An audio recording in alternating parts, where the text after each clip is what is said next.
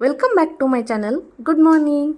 आज आहे वटपौर्णिमा आणि आपल्याकडे वटपौर्णिमेला ज्येष्ठ पौर्णिमासुद्धा म्हणतात, हो की नाही? प्रार्थना सौभाग्याची, पूजा वटपौर्णिमेची, पतीच्या दीर्घायुष्यासाठी निष्ठेचं बंधन, 7 जन्माच्या सोबतीसाठी जन्मोजन्मीचं समर्पण. तुम्हा सर्वांना वटपौर्णिमा सणाच्या खूप खूप खूप शुभेच्छा.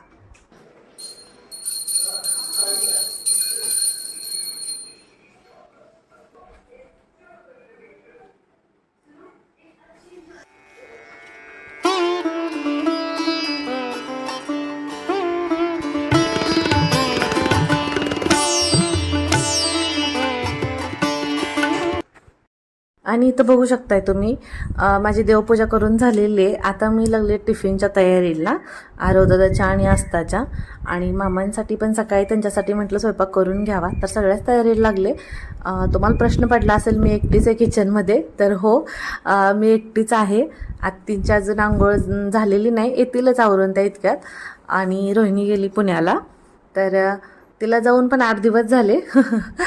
व्लॉग आपल्या गॅप पडत असल्यामुळं लेट येत होते, त्याच्यामुळे तुम्हाला प्रत्येक व्लॉगमध्ये ती दिसत होती. पण रोहिणी होती तोपर्यंतचे जे व्लॉग होते शूट करून माझ्याकडे राहिलेले, अपलोड करायचे राहून गेले होते, तेच मी अपलोड करत होते. पण तिला जाऊन 8 दिवस झालेले आणि आज वटपौर्णिमेचा दिवस. माझी मनापासून खूप इच्छा होती तिनं आज सणाला थांबावं, पण गोलूचं स्कूल चालू झालं असल्यामुळं नाही थांबू शकली ती. आणि तुम्हाला तर माहिती आहे, प्रत्येक सणाला आम्ही दोघी सोबत असतो, त्याच्यामुळे एकटीला असं सण करायला, एकटी म्हणजे आत्ती आणि मी असतोच आम्ही दोघी, पण रोहिणी असली की कसं अजून 4 चांद लागतात आमच्या सणाला. एकाला दोघी तिघी होतो, मग त्याच्यामुळे काय बाकी काय कोणी असलं नसलं काय वाटत नाही आम्हाला. आम्ही तिघीजण असलो की खूप आमचं मंडळ असल्यासारखं वाटतं. पण आज ती नाही आहे, त्याच्यामुळे काय तेवढा जास्त जेवढा उत्साह असायला पाहिजे होता तेवढा नाही आहे. कारण कसं तुम्हाला तर माहिती आहे, तर शेजारी खूप लांब लांब घरं असतात, त्याच्यामुळे कधी कुठं जाणं येणं पण नसतं. जे काय असेल ते आपल्या पण घरीच असतो, आणि त्याच्यामुळे आम्ही तिघीच आमच्यासाठी आमचं जग असतो. प्रत्येक सण आनंदात उत्साहात करायचं. आणि मग आता आज ती नाही आहे ना, त्याच्यामुळे काय मग मला असं फारसा मूड नाही आहे.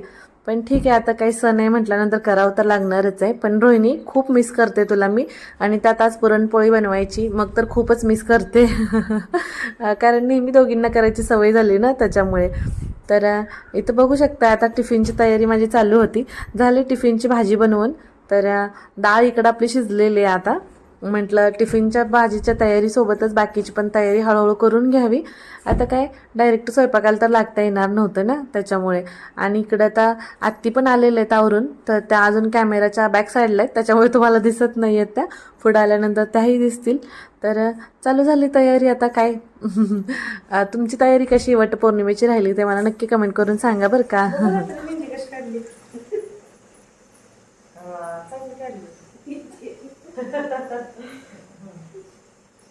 आणि तुम्हाला खरं सांगू का, वटपौर्णिमेच्या सणाची तयारी म्हणजे आमची ब्लाऊज स्टिच करण्यापासून होती. म्हणजे आत्ता काय वटपौर्णिमेसाठी काय साडी वगैरे नाही घेतलेली, ज्या अगोदरची होती तेच माझ्या बड्डेला ह्यांनी घेतलेली मला ती.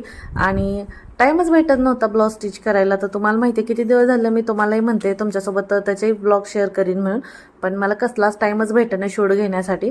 त्याच्यामुळे काय आता जे आहे जसं आहे तसं चालू आहे. आणि हल्ली तुम्हालाही माहिती आहे व्हिडिओला सुद्धा खूप गॅप पडतो. म्हणजे व्हिडिओ तयार असतात पण मला एडिट करायला टाईमच भेटेना झालं आहे. आणि असं सारखं गॅप पाडायला पण मलाही नको वाटतं, पण काय करणार आता. तर एवढी धावपळ सुरू होती. तर काय नाही, आता आत्तींचं माझे ब्लाऊज स्टिच करून झालेले, तर आता तेच घालणार आहे साडी, तर तुम्हाला पाहायला भेटेलच आपलं. आणि मग काय, आता नवीन साडी घालायची म्हटलं की जरा थोडंसं अजून काय म्हणतात जोश येतो जास्त. हां. पण नटायला थटायला आम्ही तिघीजण असलो की कसं असतं, आपण हे करू ते करू, अशी हेअरस्टाईल करू तशी करू. आणि तुम्हाला मी अगोदर पण सांगितलं होतं की आम्हाला एकमेकींचे लुक डिझाईन करायला आवडतात. रोहिणी असेल तेव्हा आम्ही करतो, आणि आत्तीन मी असेल तर काय मग असतं, दोघींचं चालूच असतं काही ना काही. पण तुम्हाला म्हटलं तसं दोघीत तिसरी असली की आणखीन खूप मजा असते. मग काय आता करते मिस खूप. पण आता भेट अजून लवकर होईल आमची, कारण रोहिणीच्या मामाच्या मुलीची लग्न आहे ती, त्याच्यामुळे ती लगेच येणार आहे, 15-20 दिवसांनी येईलच ती. तर अजून तुमची भेट होईल. मला माहिती आहे माझ्याप्रमाणे तुम्ही तिला खूप मिस करत असणार आहे. सवय झाली ना तुम्हाला सगळ्यांना, आम्हाला दोघींना अशी एकत्र बघायची, पण काय करायचं आता. हां, ती असताना ती पुण्याला असते, मी इथं असते, त्याच्यामुळे काय आता तेवढं फार दुरावा राहणारच जाण्या येण्यामध्ये. कंटिन्यू तर मी पुण्यात नाही राहू शकत किंवा ती इथं नाही राहू शकत, त्याला ह्या गोष्टीला ऑप्शनच नाही आहे. त्याच्यामुळे काय आता चालायचंच. तुम्ही पण घ्या सांभाळून ती येईपर्यंत अशीच वाट बघत बसायची माझ्यासारखी तुम्ही पण तिची. हां, तर चला, तुम्हाला बोलत बोलत इकडं माझी आमटीची तयारी झाली बघा. आमटी म्हणजे बनवून झालेलीच आहे माझी. हे बघा, सोबत टिफिनची भाजी तयार आहे. तर बाकीचं पण आता काय आवरत आपलं पळ आवरून घ्यायचं सगळं आणि मग नंतर तयार व्हायला जायचं. पण तयार व्हायला जाण्यासाठी बराच वेळ असणार आहे, कारण बाकी सगळी तयारी अजून पेंडिंग आहे. तर इथं बघू शकता, हे बघा आता चहा इकडे शिजलेलं आहे. तर आत्ती म्हणत होतं चहा घेऊया अगोदर. मी म्हटलं थांबा, अगोदर आमटीला फोडणी देते आणि मग दोघी बसून चहा घेऊया आणि मग बाकीच्या तयारीला लागूया. तुमच्याकडे वटपौर्णिमा विशेष तुमचा काय प्लॅन असेल, तुम्ही स्पेशल काही केलं असेल, बनवलं असेल तर मला नक्की कमेंट करून सांगा. कमेंट करून सांगायला विसरायचं नाही अजिबात. होय की नाही? कारण तुम्हाला काय वाटलं, तुम्ही काय ठरवलं होतं, काय केलं, तुम्ही मला कमेंट करून सांगितलं तरच मला समजणार आहे की नाही. म्हणून मी सांगत असते मला कमेंट करत जावा म्हणून. आणि सध्या थोडं कमेंट्सला रिप्लाय करायला मला लेट होते, पण होईल तसं मी तुमच्या कमेंट्सला रिप्लाय करते. त्याच्यामुळे थोडेसे व्हिडिओ माझे पेंडिंग राहिलेले आहेत कमेंट्सला रिप्लाय करायचे, तर त्याचेही तुम्हाला प्रत्येक कमेंटला तुमचा रिप्लाय मिळतील. थोडं समजून घ्या. आवरून जा ना. होय, आवर पटकन. आस्ताचा ड्रेस घेऊन येते.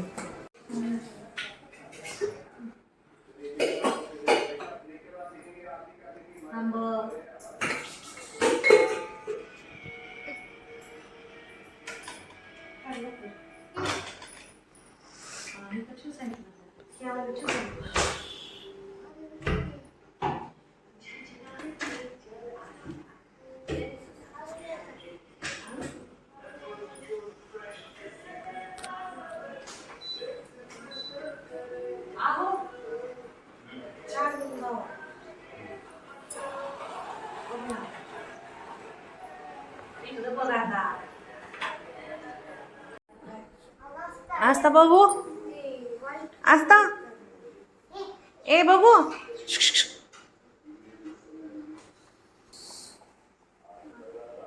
उठून उभार बघू. चला स्कूल चले हम, है ना.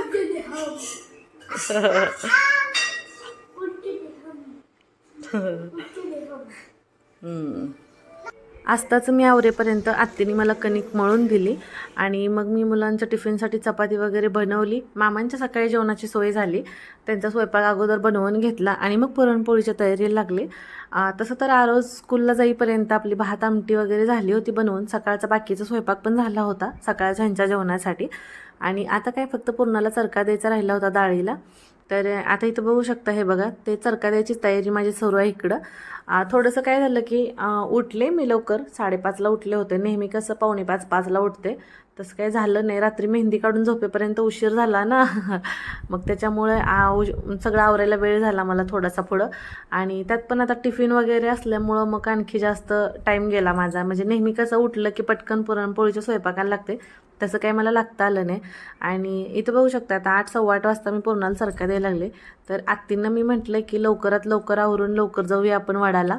तर बघूया आता किती वेळ लागतोय, आवरून तर घेते पटपट आता. आणि इथं मला आत्ती सांगत होत्या की त्यांनाही जाग आली नाही, उठायला उशीर झाला वगैरे म्हणत होता.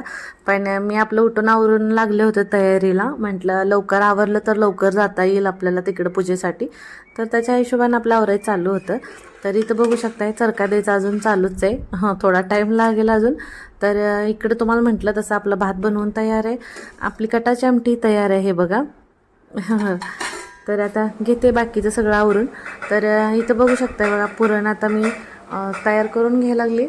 चरका देऊन आपला मस्त असा झालेला आहे. एवढा घमघमाट सुटला आहे पुरणाचा की काही विचारूच नका. आणि इकडं काय आत्तींसोबत गप्पा मारत माझं काम चालू होतं.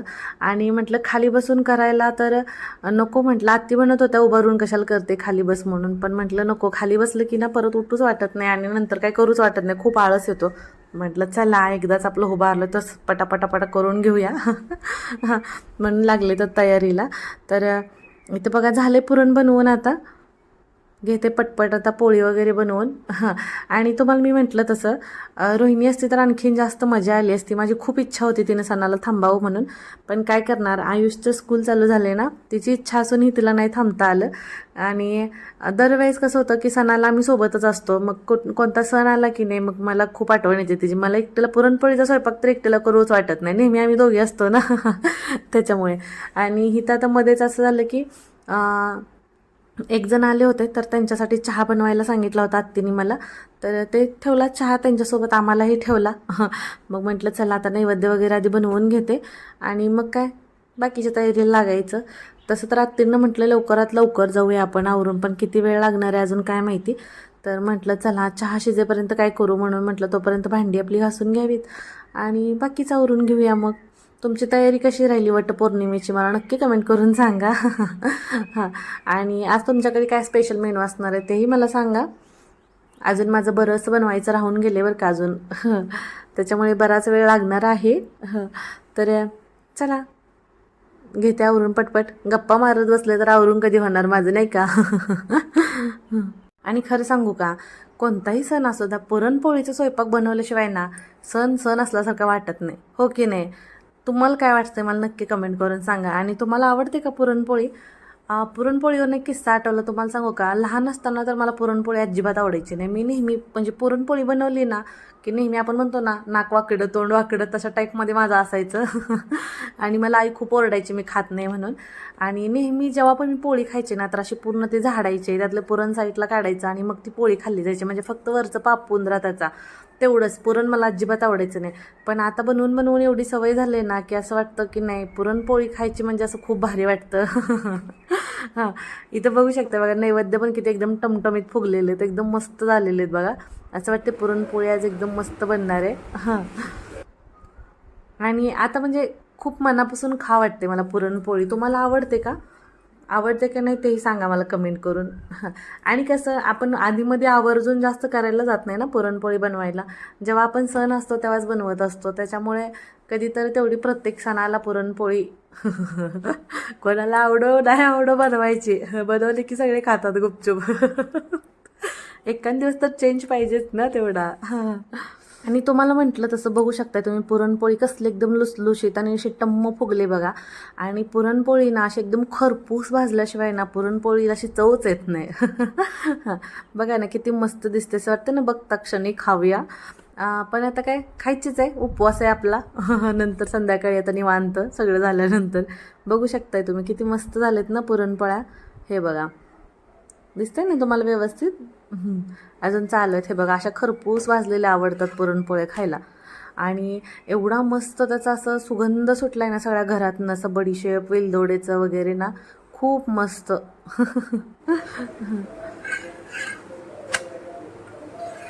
पुरणपोळी सगळी बनवून झाली. आणि इथं बघू शकता आपण जे तांदळाच्या चकल्या बनवल्या होत्या ना, ते हे जे चुरा झाला होता ना खालचा ते तळून काढले बा, किती मोठं झाले तळल्यानंतर. कुरवडी तळे, भजीचं पीठ इथं तयार आहे. तर आता पटकन भजी बनवून घेते. आमरस बनवलेला आहे. तर इथं बघू शकता हे बघा, आता भजी तळून घ्यायला लागलेले. आता तसं तर ठरवल्याप्रमाणे सगळं काम आता होत आलेलं आहे माझं. भजी एकदा तळून झाले की झालं सगळं, मग जायचं फटाफट फ्रेश व्हायचं आणि आवरून जायचं आता. खूप वेळ गेला ना, नाही म्हणलं तरी सगळ्या सकाळचं स्वयंपाक आणि आताचं सगळे होईपर्यंत 4-5 तास गेले माझ्या किचनमध्ये. आता बघू शकते बघा भजी आपले तयार आहेत. किती मस्त कलर आला आहे ना, हे बघा. आवडतात का तुम्हाला भजी? हे बघा या खायला. तसं तर मी व्हिडिओ आपला लेट अपलोड करते. आणि इथं बघू शकताय बघा पूजेची सगळी तयारी झालेली. हे बघा दिसते तुम्हाला, सगळं घेतलेलं आहे. आता आम्ही आवरून तयार पण आहे. आत्ती बघू. तर आपला आजचा वटपौर्णिमेचा व्लॉग खूप मोठा होत होता, त्याच्यामुळे मी 2 पार्टमध्ये अपलोड करते. तर पार्ट 1 आत्ता अपलोड केला आहे, तर हा तुम्ही बघताय तो. आणि पार्ट 2 मी संध्याकाळी अपलोड करते, तर तेव्हा पहा. खूप छान असणार आहे व्लॉग, त्याच्यामुळे तोही पाहायला मिस करू नका. आणि इथंपर्यंतचा व्लॉग तुम्हाला कसा वाटला ते मला नक्की कमेंट करून सांगा. आणि व्हिडिओला तर लाईक करा, शेअर करा आणि चॅनल सबस्क्राईब करा. तर भेटूया नेक्स्ट व्लॉगमध्ये. बाय.